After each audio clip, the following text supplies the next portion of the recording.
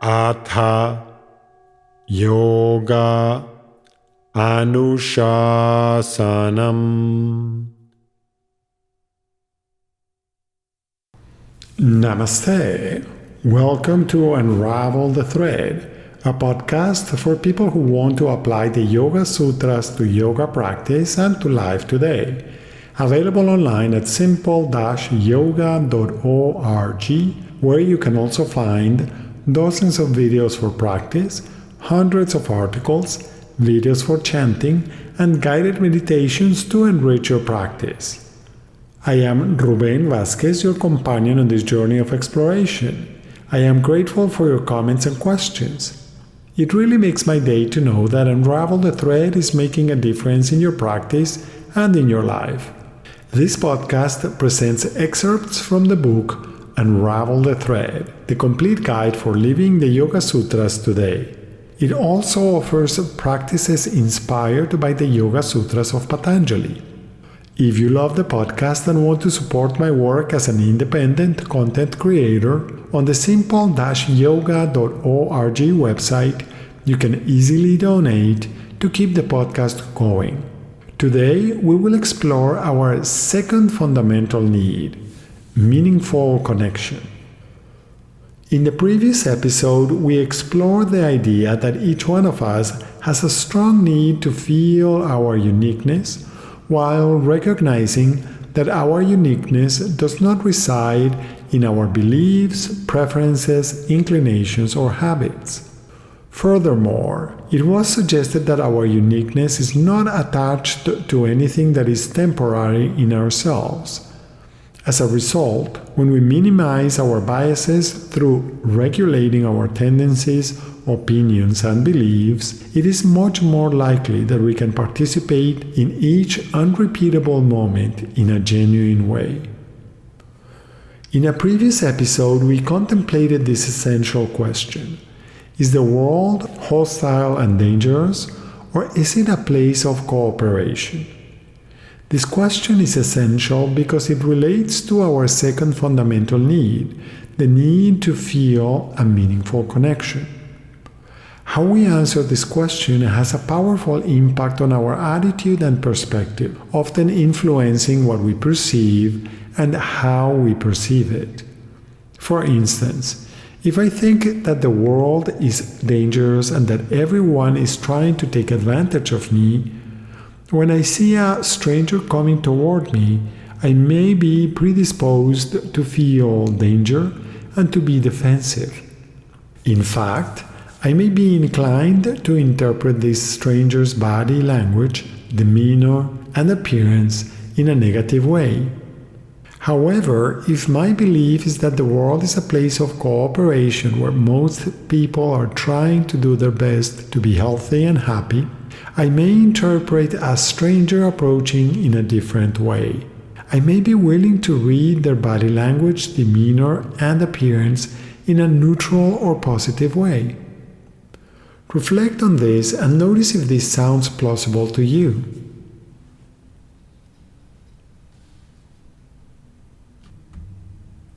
Regardless of how you answer that essential question, it is difficult to argue that as humans we are best when we are alone. Notice what happens when you receive news that is important to you. As you start digesting the news, notice if you immediately feel a natural desire to share it with somebody close to you. It really does not seem to matter if it is good or bad news. You want someone in your life to learn about them, either to celebrate something good that is happening or to help you find a way to deal with a difficult situation that is unfolding. In either case, does it seem that knowing that you have somebody you can count on, even if it is just for moral support, makes a difference?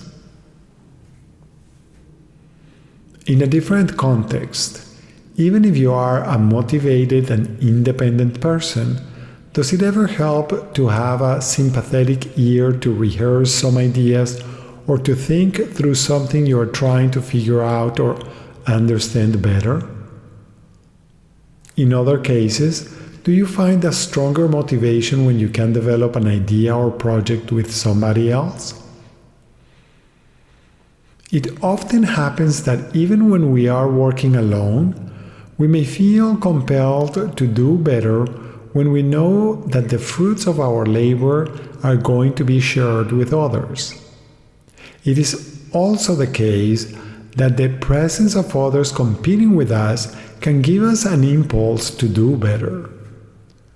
Really take a moment to consider all of the different roles that other people play in our lives: relatives, friends, supporters, guides, recipients of our work, even as challengers to our ideas. Is it possible that we need people? And that the more meaningful our connection with others is, the more fulfillment we experience? Even when everything is going perfectly for you, you're healthy, happy, and successful, what happens if you have nobody to share your life with? It is not surprising that modern research is now confirming the importance of meaningful relationships for our physical and mental health. Being part of a community also appears to have a role in our longevity. Do you ever take time to reflect on the importance of your relationship with the people around you? Is it possible that having meaningful relationships is a fundamental need?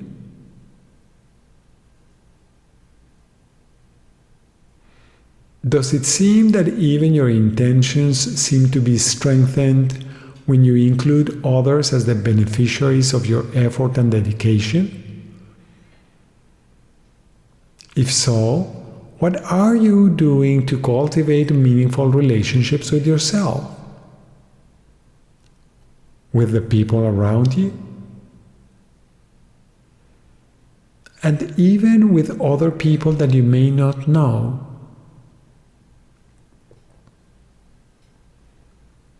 Is it helpful to remember that meaningful relationships can manifest themselves in a variety of ways?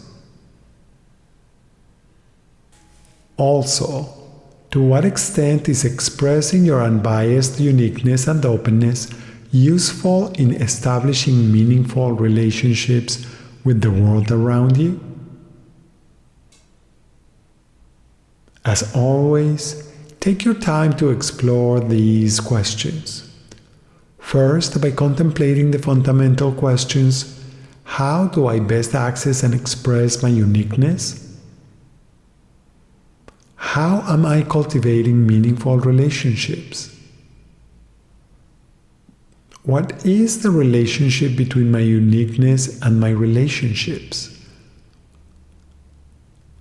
Savor these questions and be open to noticing how this exploration can offer you applicable insights for your daily life. Thank you very much for listening. I hope that your exploration this week is enjoyable and that you will join me next week to continue learning more simple and effective techniques. Please keep in mind that we're going to take a brief pause and then we will return in a few weeks with more new episodes.